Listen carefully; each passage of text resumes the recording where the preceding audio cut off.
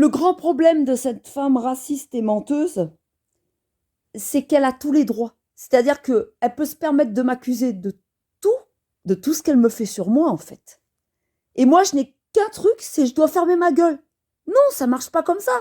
J'ai le droit de contester, j'ai le droit de m'exprimer. On est en France, on est en démocratie, et j'ai le droit de montrer qu'il y a du racisme. Effectivement, c'était plus un but pour cela et pour me défendre toutes les fois que j'ai rien dit. Et non un cyberharcèlement comme elle veut le faire entendre. Parce que c'est elle qui m'a cyberharcelé. Vous le verrez dans les captures qui ont été faites dès le début, bien avant qu'elle porte plainte. Donc il faut qu'elle arrête son délire, il faut qu'elle arrête de mentir, il faut qu'elle arrête de nier qu'elle a fait une cabale contre moi et qu'elle a fait faire des articles machiavéliques qui m'ont diffamé et dénationalisé de mon propre pays natal, la France, sur riposte laïque et résistance républicaine. Elle a ordonné à un Richard Mille d'Imillet de faire ces articles. Et ces gens-là, ils se cachent, on peut pas les contacter. Quand j'ai envoyé des mails à ces sites, ils veulent pas retirer, ils me répondent jamais pour les joindre. Ils veulent pas me répondre et ils veulent à vie que je supporte ces discriminations et ces diffamations publiées quoi sur Internet. Ça va pas, faut que ça soit retiré, ça me fait beaucoup de mal.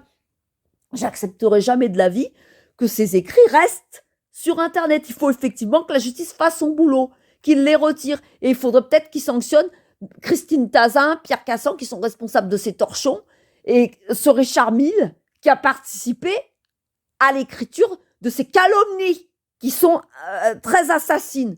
C'est meurtrier pour ma santé et pour mon honneur.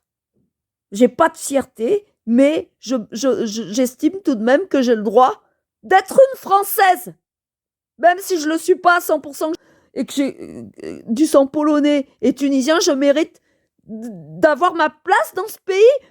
À 7 ans, j'ai fêté l'anniversaire du bicentenaire. J'ai des photos, si vous ne me croyez pas. Je suis digne de la France, faut arrêter.